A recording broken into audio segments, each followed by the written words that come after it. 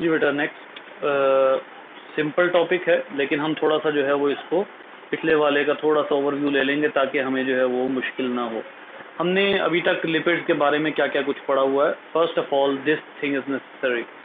सबसे पहले हमने लिपिड्स के बारे में पढ़ा है कि लिपिड्स जो हैं वो हेट्रोजीनियस कंपाउंड है, मतलब इनका ताल्लुक ऐसे इसके लिपिड एक ऐसे ग्रुप से ताल्लुक रखते हैं जो पॉलीमर नहीं है। ठीक है, हेट्रोजीनियस है, पॉलीमर नहीं है। इसके आगे इसकी क्लैरिफिकेशन भी दे देते हैं कि नॉट अ पॉलीमर। पहली बात तो ये हो गई। उसके बाद फिर हमने एक और बात पढ़ी थी कि लिपिड जो है वो फैटी एसिड के कंपाउंड्स हैं। ठीक है, ये एक ज़रूरी बात थी जो मैंने आप लोगों को कहा था कि ये जो है वो जहन में आप लोगों ने रखना है कि फैटी एसिड क्या होता है। फैटी एसिड जो है उसके बारे में हमने क्या कहा था कि ये हाइड्रोकार्बन प्लस कार्बोक्साइल ग्रुप का एक यूनिट होता है जो 90% जो फैट्स होती हैं उनमें मौजूद होता है। ठीक है, कार्बोक्साइल ग्रुप मतलब इसमें 100% जो है वो लिपिड्स में नहीं मौजूद होते फैटी एसिड। फिर तीसरा हमने क्या कहा था कि लिपिड होने के लिए जो शर्त है वो क्या है। लिपिड होने के लिए शर्त ये है कि हाइड्रोफोबिसिटी मौजूद हो। हाइड्रोफोबिसिटी जो है वो मौजूद होगी तो वो कंपाउंड क्या कहलाएगा, वो कंपाउंड लिपिड कहलाएगा।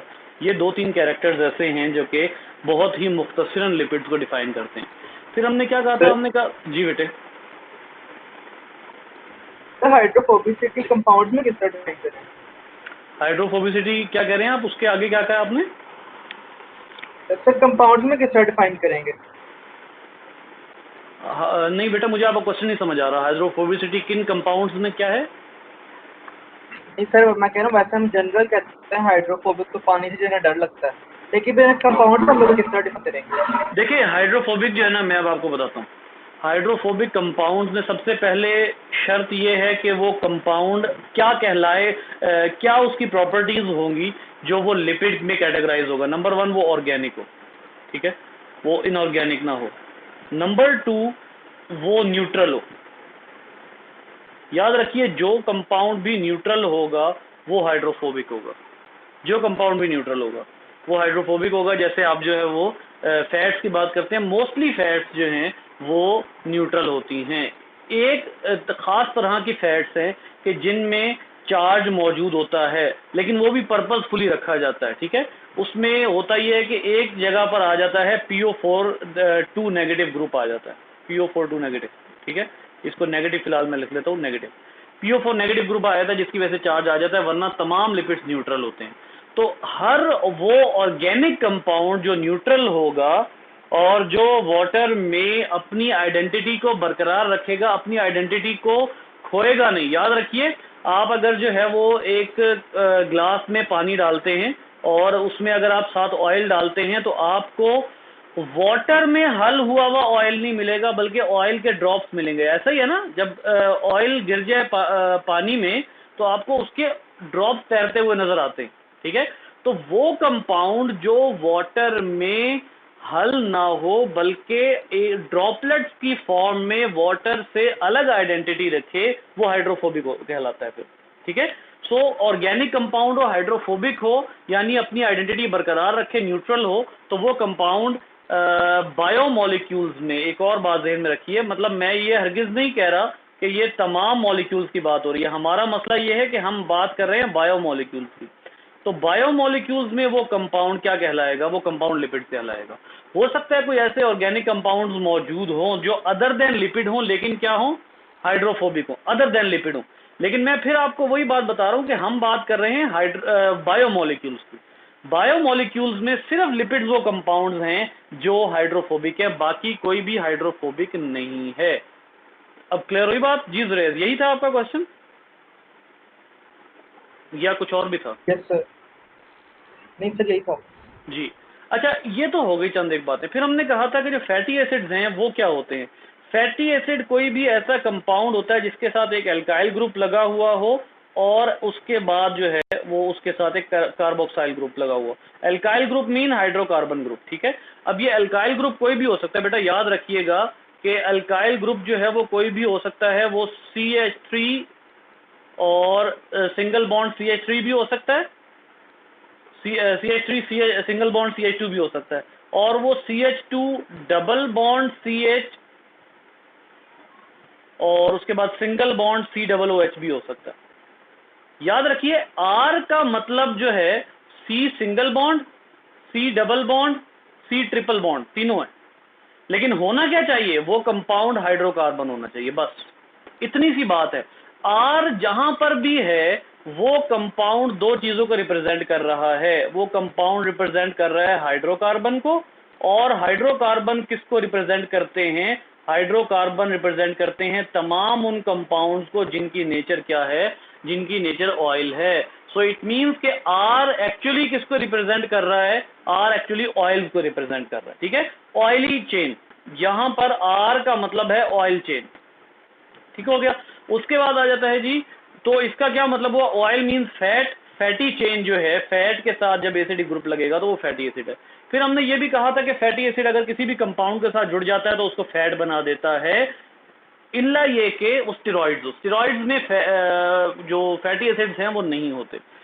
इसका सबूत हमने कहां से लिया था, अब हम आते हैं अपने पिछले टॉपिक के ऊपर। इसका सबूत हमने ये लिया था कि एक कंपाउंड है जिसको हम कहते हैं ग्लिसरॉल, और ये जो ग्लिसरॉल कंपाउंड है इसको एक्चुअली अल्कोहलिक शुगर कहते हैं, क्योंकि अगर इसके साथ फैट ना जुड़ी हुई हो तो इसमें 3 अल्कोहलिक ग्रुप होते हैं, 3 अल्कोहलिक ग्रुप होते हैं, जायके में मीठी होती है ये, और इसी ग्लिसरॉल के सिर्फ पहले कार्बन पे आप क्या लगा दें, सिर्फ पहले कार्बन पे आप एल्डिहाइड लगा दें तो ये क्या बन जाता है, कार्बोहाइड्रेट। ये बात भी हुई थी। फिर हमारी ये बात भी हुई थी कि अगर इसी एक ग्लिसरॉल के तीनों कार्बन्स के हाइड्रोक्सिल ग्रुप पे आप क्या लगा देते हैं, तीनों कार्बन के हाइड्रोक्सिल ग्रुप पे आप लगा देते हैं RC डबल बॉन्ड O और उसके साथ फिर इसको ग्लिसरॉल के साथ जोड़ देते हैं, आगे ग्लिसरॉल आ जाएगा, तो ये फिर क्या कहलाएगा, अब ये कार्बोहाइड्रेट नहीं रह गया, बल्कि अब ये पूरा कंपाउंड क्या कहलाएगा बेटा, क्या पढ़ा था उस दिन हमने, एसाइल ग्लिसरॉल। सो ये देखिए कि हर वो कंपाउंड, अब आप देखें यहां से, अब मैं आपको एक्चुअली क्या बताना चाह रहा था कि जो फंक्शनल ग्रुप है ना उसकी प्रेजेंस से कितना फर्क पड़ता है। पहले कार्बन नंबर 1 पे फंक्शनल ग्रुप आया तो वो क्या बन गया, कार्बोहाइड्रेट।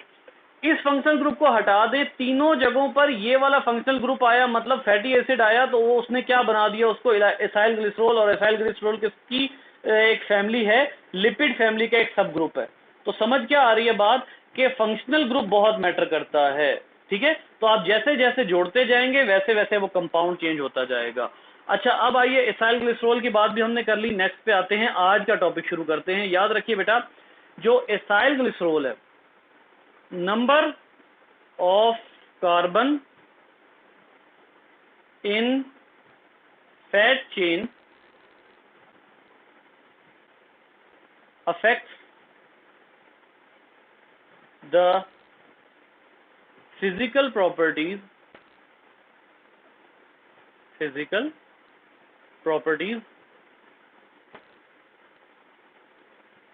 of fat।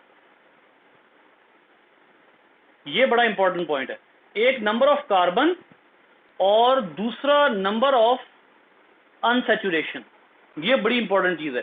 याद रखिए जितनी ज्यादा अनसैचुरेशन होगी उतना फिजिकल प्रॉपर्टीज पे असर पड़ेगा। इंपॉर्टेंट पॉइंट है, इसको जरा अभी मैं आपके बुक से एग्जांपल देकर समझाऊंगा, इसके लिए मैं अपनी एग्जांपल नहीं यूज करूंगा। नंबर ऑफ अनसैचुरेशन, जी ये देखिए, नंबर ऑफ अनसैचुरेशन को आप अच्छे तरीके से समझ सकते हैं। अनसैचुरेशन का आपको मतलब पता है कि कार्बन के अनसैचुरेशन से क्या मुराद है, कि उसके अंदर क्या मौजूद हो। जी बेटा इसका आंसर करें, उसके अंदर क्या मौजूद हो, डबल बॉन्ड या ट्रिपल बॉन्ड मौजूद है। तो नंबर ऑफ अनसैचुरेशन जो हैं वो आपको बताती हैं कि उसके, अच्छा, नंबर ऑफ अनसैचुरेशन भी किसके ऊपर असर कर रही हैं, फिजिकल प्रॉपर्टीज के ऊपर। सो अब आइए यहां से हम देख लेते हैं, ये आप लोगों की बुक में बना हुआ है, ये देखिए, इसको हम जो है वो जरा इधर देखिएगा, ये देखिए जी बेटा जी, इसमें देखिए, ये देखें, ये भी जो है वो फैटी एसिड है। एक्चुअली ये फैटी एसिड्स हैं, ठीक है, ये सारे जितने भी बने हुए हैं आपके सामने ये फैटी एसिड्स हैं। इनमें से कोई भी एसाइल ग्लिसरॉल नहीं है। सबसे पहले तो ये बात देना, ये फैटी एसिड्स हैं। फैटी एसिड में number of carbon chain compound का नाम भी चेंज कर देती है और उसकी प्रॉपर्टीज भी चेंज कर देती है। फॉर एग्जांपल, अगर आपका एक कार्बन एसिडिक ग्रुप के साथ जुड़ा हुआ तो वो एसिडिक एसिड है, अगर 3 कार्बन जुड़ गए हैं तो वो ब्यूटारिक एसिड है, अगर 13 कार्बन जुड़ गए हैं किसके साथ, एसिडिक ग्रुप के साथ, तो वो कंपाउंड क्या कहलाएगा, पाल्मिटिक एसिड। अगर अच्छा, अब जरा गौर कीजिए बेटा, इन तीनों की फिजिकल प्रॉपर्टीज में चेंज आएगा। कैसे? यहां पर अब मैं एक सेंटेंस लिखने लगा हूं, ये देखिएगा, number of carbon is directly proportional to melting point. जी, इसका कोई मतलब समझाएगा मुझे? Number of carbon is directly proportional to melting point.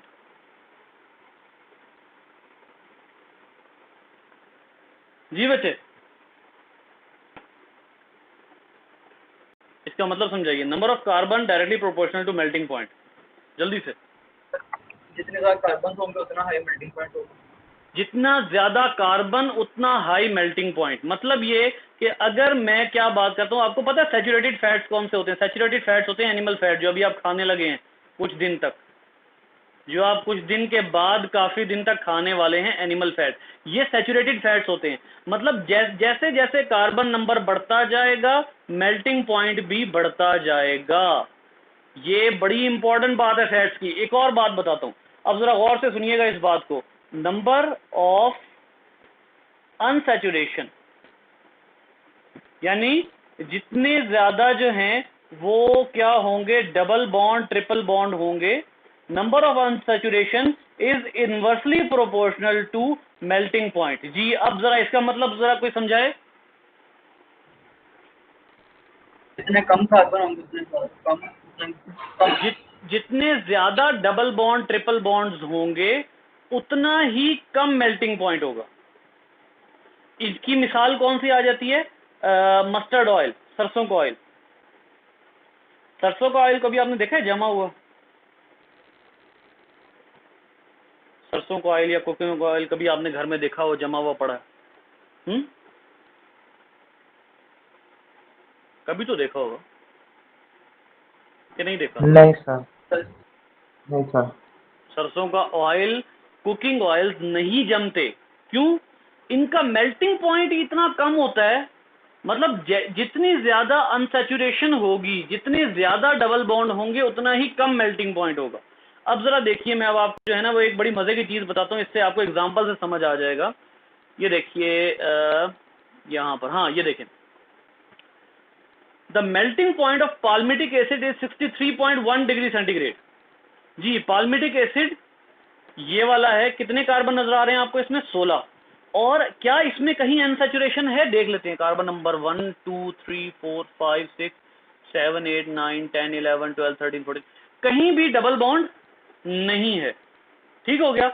अब आइए, as against -8 degree centigrade for butyric acid. अच्छा, ये इसमें ब्यूटारिक एसिड का बताया है। अच्छा, पाल्मिटिक एसिड और ब्यूटारिक एसिड में क्या अनसैचुरेशन का फर्क है या नंबर ऑफ कार्बन का फर्क है? ये है, एक पाल्मिटिक एसिड और दूसरा ब्यूटारिक एसिड। इनमें मेल्टिंग पॉइंट का इतना फर्क क्यों आया? Number of carbon, number of carbon की वजह से। अब हम देखते हैं जरा melting point of oleic acid. ये बुक में नहीं लिखा हुआ आपकी, इसको यहां से देख लेते हैं। ओलिक एसिड का मेल्टिंग पॉइंट क्या है?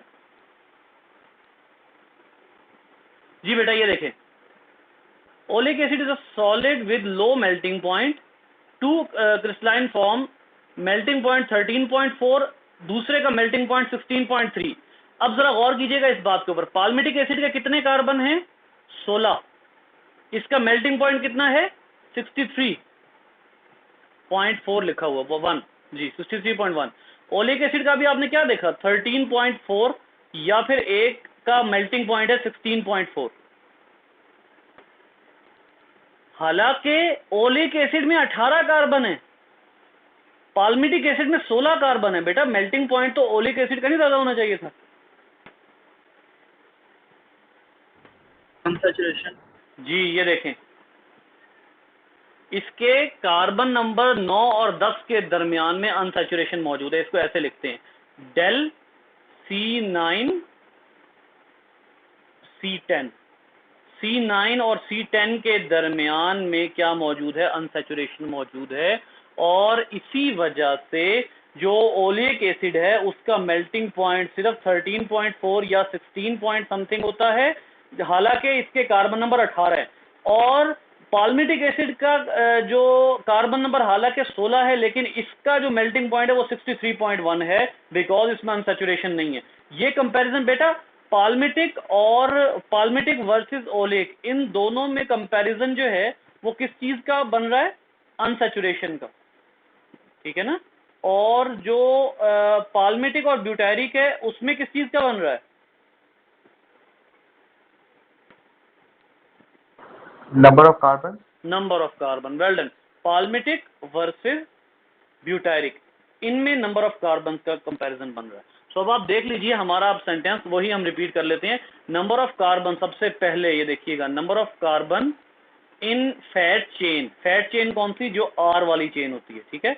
Fat chain effect the physical properties of fat, number of unsaturation, ये दोनों चीजें फिजिकल प्रॉपर्टीज पे इफेक्ट करती हैं। और अब वो आपके सामने है कि केमिकल जो मेल्टिंग पॉइंट है वो कार्बन नंबर चेंज होने से भी चेंज हो रहा है और वो अनसैचुरेशन आने से भी चेंज हो रहा है। तो इसका क्या मतलब हुआ कि जो ग्लिसरोल्स हैं ये वाले एसाइल ग्लिसरोल्स जो हैं, इनके भी मेल्टिंग पॉइंट में फर्क आ जाएगा। देखें बेटा, आर जो है इसका मतलब ये तो नहीं है कि कार्बन सिर्फ एक हो, इसका तो मतलब है आर सी, यहां एन लगाऊंगा मैं, और एन का क्या मतलब होगा? 1 से आगे जितने भी कार्बन अटैच हो सकते हैं। तो जैसे जैसे कार्बन अटैच होते जाएंगे इसका मेल्टिंग पॉइंट भी चेंज होता जाएगा, ठीक है। अब आइए बेटा, यहां पर मैं ना अब आपको आर्टिकल बताता हूं। एक्चुअली आप लोगों की बुक में जो ह्यूज मिस्टेक हुई है, मैं मतलब आप लोगों को अक्सर बताता रहता हूं, पता नहीं ये बात ठीक है कि नहीं, लेकिन सच्ची बात ये है कि मुझसे नहीं बर्दाश्त होता बगैर मैं जो है वो बताए गुजरूं।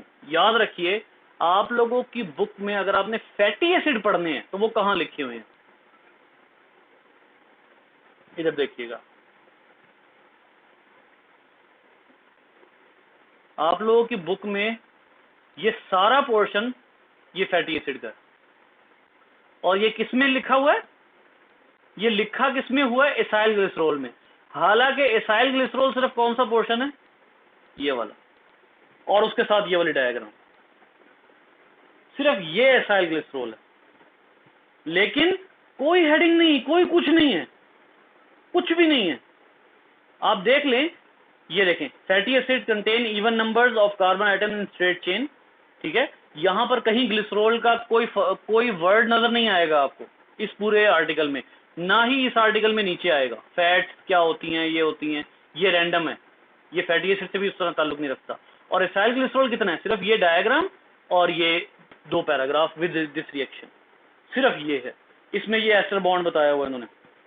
एस्टर बॉन्ड क्या था? ये देखें, ये अल्कोहलिक ग्रुप है, और इधर से ये कौन सा ग्रुप है? COOH। ये कौन सा ग्रुप होता है? Acidic group. ये हो गया अल्कोहल और ये हो गया एसिड, इनके दरमियान में बॉन्ड बना, तो वो कौन सा बॉन्ड था जी, बताइएगा? Ester bond. एस्टर बॉन्ड, और वो ये बन रहा है। बस ये है टोटल एसाइल ग्लिसरॉल, ठीक है।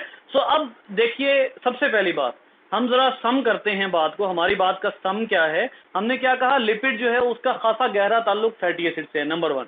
नंबर 2 हमने क्या बात की कि जो लिपिड्स हैं उनमें उनकी पहली फैमिली कौन सी हमने पढ़ी है? लिपिड की पहली फैमिली बेटा हमने पढ़ी है एसाइल ग्लिसरॉल। और ये जो एसाइल ग्लिसरॉल्स हैं इनमें जो चीज हमने पढ़ी है वो है फैटी एसिड, फैटी यानी आर ग्रुप, एसिड यानी COOH group, fatty acid plus glycerol. तो ये जनाब क्या बनेगा ग्लिसरॉल का? अगर मैं फार्मूला लिखूं ना तो ये बनेगा C3, कितने H हैं इसमें अगर हम यहाँ गिने? 1 2 3 4 5 6 7 8,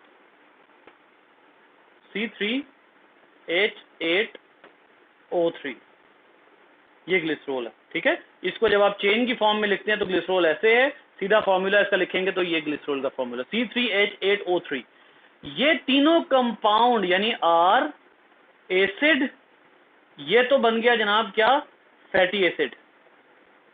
और जब आप इस फैटी एसिड को किसके साथ जोड़ेंगे, C3H8O3 के साथ जोड़ेंगे यानी ग्लिसरॉल के साथ के, तो क्या बन जाएगा, इथाइल ग्लिसरॉल बन जाएगा। ये है इथाइल ग्लिसरॉल और ये बहुत से प्लांट्स में मौजूद होता है, एनिमल्स में भी मौजूद होता है, लेकिन ज्यादातर ये प्लांट्स में मौजूद होता है। और प्लांट्स में जैसे ग्राम सीड, क्या बताया था मैंने, ग्राम सीड क्या होता है, चने। चने। इसी तरीके से जो है वो ये मौजूद होता है नट्स में, जो अखरोट वगैरह होते हैं उनमें मौजूद होता है। खैर छोड़ें, आगे चलते हैं। ये हमारा जो है इथाइल ग्लिसरॉल फैमिली और इस फैटी एसिड का इंट्रोडक्शन हो गया। ठीक है, फैटी एसिड याद रखिए, ये अल्फाज इनमें डिफ्रेंशिएट करना आपको आना चाहिए। मैं इसीलिए बार बार ये अल्फाज लिख रहा हूँ। लिपिड क्या है, पूरी फैमिली है। लिपिड्स के बहुत से कंपाउंड किससे बनते हैं, फैटी एसिड से बनते हैं। ठीक है, फैटी एसिड जो है वो लिपिड्स को उसकी प्रॉपर्टीज देने वाले कंपाउंड्स में से एक है। और लिपिड्स की जो फैमिलीज आप लोगों की बुक में मेंशन है, उसमें पहली फैमिली आपने कौन सी पढ़ी, एसाइल ग्लिसरॉल पढ़ ली। ठीक है, सॉरी, एसाइल ग्लिसरॉल, ठीक हो गया। अब आ जाती है दूसरी फैमिली। दूसरी फैमिली है वैक्सेस की। वैक्स क्या होता है बेटा, वैक्स जो है ना वो एक स्पेशल हाइड्रोफोबिक कंपाउंड है, बहुत ही स्पेशल। जी बेटा बोले, फैटी एसिड्स फैमिलीज में नहीं पड़ेंगे? किसमें, फैटी एसिड्स ज्यादा फैमिली में? नहीं नहीं नहीं नहीं नहीं, यही तो कह रहा हूँ कि मसला है। फैटी एसिड्स को ज्यादा फैमिली में नहीं पड़ेंगे, या आपने फैटी एसिड को अलग फैमिली नहीं रखेंगे आप, यही तो मसला है। सही जुमला क्या बोलना चाहिए था मुझे, यही तो कयामत है कि फैटी एसिड जो है इसको आप अलग फैमिली के तौर पर नहीं पढ़ते। फैटी एसिड जस्ट एक ऐसा यूनिट है जो जिस भी कंपाउंड के साथ लग जाएगा उसको क्या बना देगा, लिपिड बना देगा। ठीक है, फैटी एसिड जो है इटसेल्फ, इसको हम क्या कहते हैं, फैट, इसको हम फैट कहते हैं। और उसकी वजह क्या है कि एक्चुअली इसको फैट हम क्यों कहते हैं, मैं आपको बार बार बता रहा हूं इसमें क्या मौजूद है जिसकी वजह से आप इसको फैट कहते हैं। इसमें हाइड्रोकार्बन्स मौजूद हैं जिसकी वजह से आप इसको फैट कहते हैं। जिसके साथ भी फैटी एसिड लग जाएगा उसको लिपिड बना देगा। फैटी एसिड को आप कहना चाहें फैमिली तो कह लें, लेकिन फैटी एसिड लिपिड की अलग फैमिली एज सच नहीं है, लेकिन आप कहना चाहते हैं तो कह लें, यानी अपनी आसानी के लिए। मतलब मैं कहना चाह रहा हूं कि अगर आपको आसान लगती है ये बात, कि आसान लगती है कि जी चलें फैटी एसिड को भी एक फैमिली गिरदान लेते हैं, तो बिल्कुल मैं मतलब इसमें आपको मना नहीं कर रहा, इसमें आपको आसानी काफी होगी। लेकिन याद रखिए, फैटी एसिड को फैमिलीज आप सिर्फ कब कहेंगे, जब उसकी एक यूनिक वो हो, आइडेंटिफिकेशन हो। फैटी एसिड तो किसी के साथ भी एडजस्ट हो जाता है, फैटी एसिड इथाइल ग्लिसरॉल के साथ भी एडजस्ट हो जाता है। अभी आप वैक्सीज पढ़ने लगे हैं, फैटी एसिड उसके साथ भी एडजस्ट हो जाता है। फिर आपने फॉस्फोलिपिड पढ़ने हैं, ये फॉस्फोलिपिड जो आप पढ़ेंगे उनके साथ भी जो है वो फैटी एसिड एडजस्ट हो जाएगा। फिर स्टेरॉइड पे फैटी एसिड लगाएं तो क्या बन जाता है, क्या बताया हुआ मैंने, कोलेस्ट्रॉल। कोलेस्ट्रॉल, बिल्कुल, वेल डन। कोलेस्ट्रॉल। स्टेरॉइड के साथ आप फैटी एसिड लगा देंगे वो कोलेस्ट्रॉल बन जाएगा। इसका मतलब क्या हुआ कि फैटी एसिड की अपनी अलग आइडेंटिटी एज सच नहीं है, बल्कि वो जिसके साथ जुड़ता है उसको लिपिड की आइडेंटिटी दे देता है। तो उसको आप एज ए सेपरेट फैमिली अपने कॉन्सेप्ट के लिए डील करना चाहते हैं, वो आपका अपना मसला है, लेकिन उसको आप सेपरेट फैमिली एज सच नहीं कह सकते। ठीक है, अब देखिए यहाँ पे जुरेज था ना जिसने क्वेश्चन किया था। Yes sir. हाँ, अब यहाँ पे ना वैक्सीज में आपके सवाल का थोड़ा सा आंसर आपको मिल जाएगा। जैसे अभी आप देखने लगे, मैं इसके पहले इंट्रोडक्शन दे दूं फिर आपके जवाब की तरफ दोबारा आता हूँ। ये स्पेशल कंपाउंड्स हैं जिनका काम ही क्या होता है, प्रोटेक्शन। फॉर एग्जाम्पल वैक्स, सबसे करीबी एग्जाम्पल वैक्स कहाँ मौजूद होती है, कान में। कान में वैक्स, क्या बोला आपने, कहाँ पे, मुझे मैंने नहीं, तो कैंडल्स कहा था। हाँ हाँ कैंडल्स, वो आपकी बात ठीक है कि उसमें भी वैक्स है, लेकिन वो कहाँ से आती है वो मैं अभी आपको बताता हूँ। तो सबसे करीबी एग्जांपल जो है वो तो ईयर वैक्स है, जो आप एक कान में, जिसको कान का गंध कहते हैं और उसको निकालने के दर पे होते हैं, भाई उसको थोड़ा सा अंदर रहने दिया करो, बहुत कीमती चीज़ है।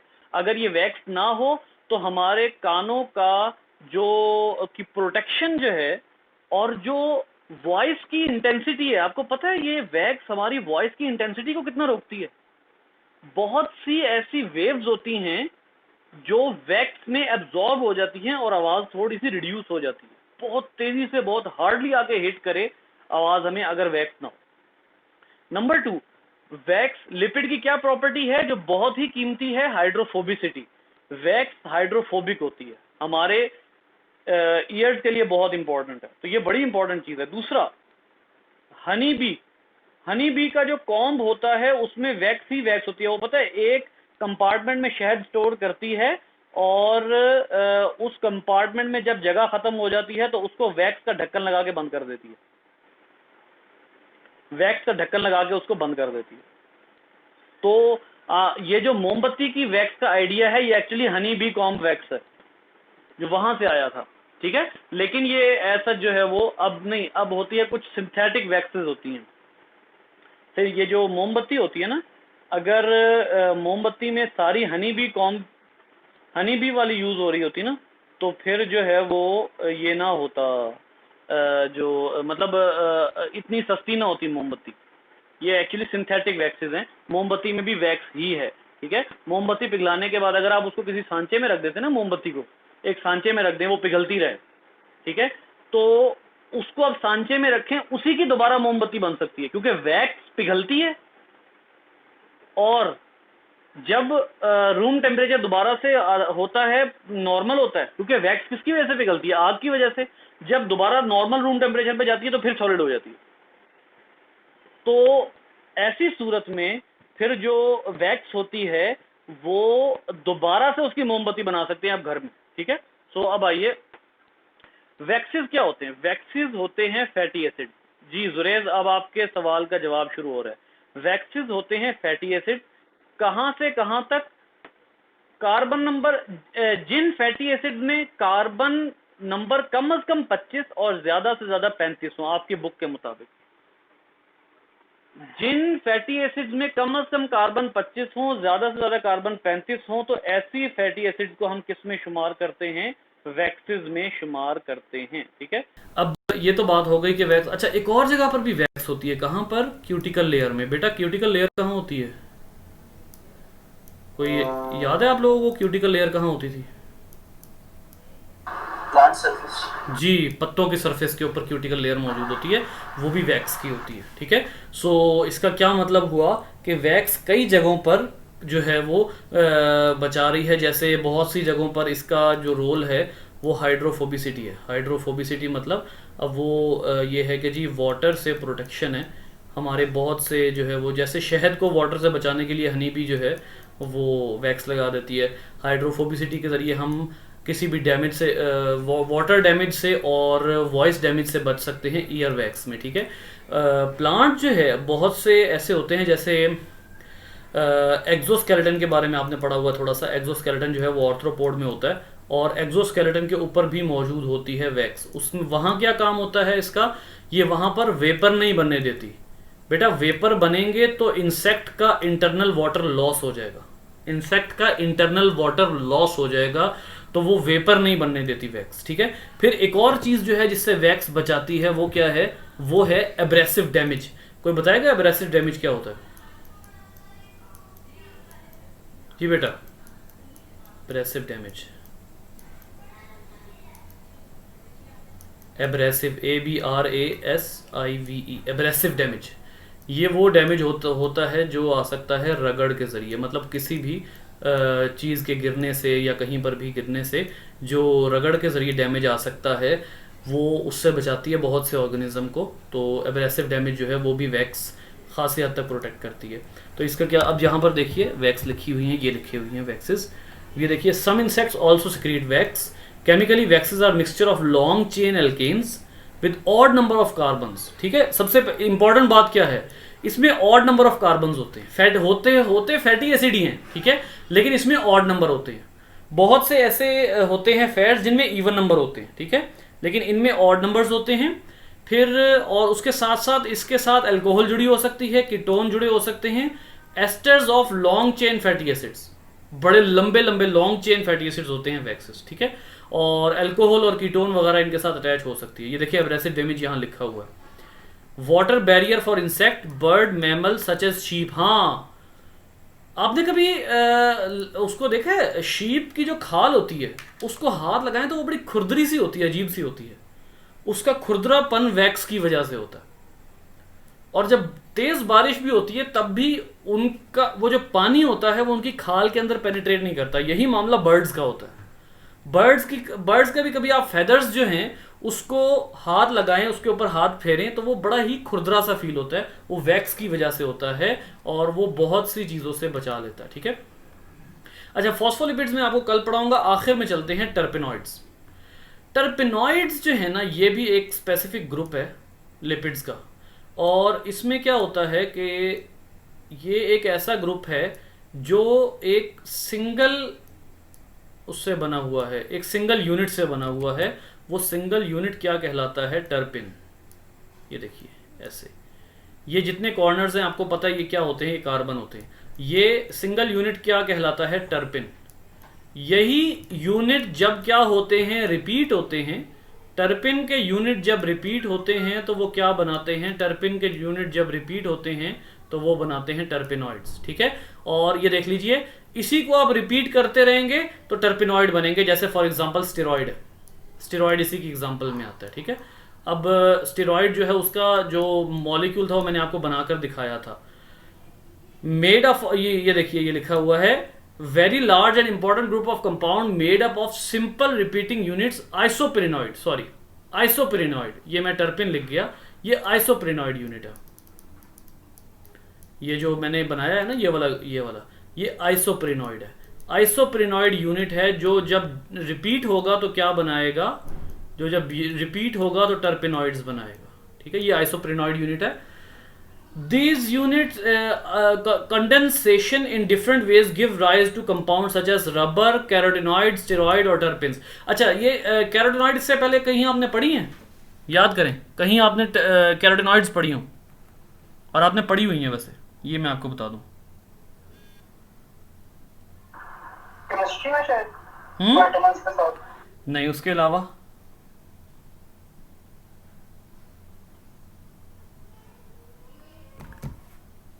क्लोरोफिल याद है आप लोग? क्लोरोफिल ए, बी और साथ क्या लिखा हुआ था?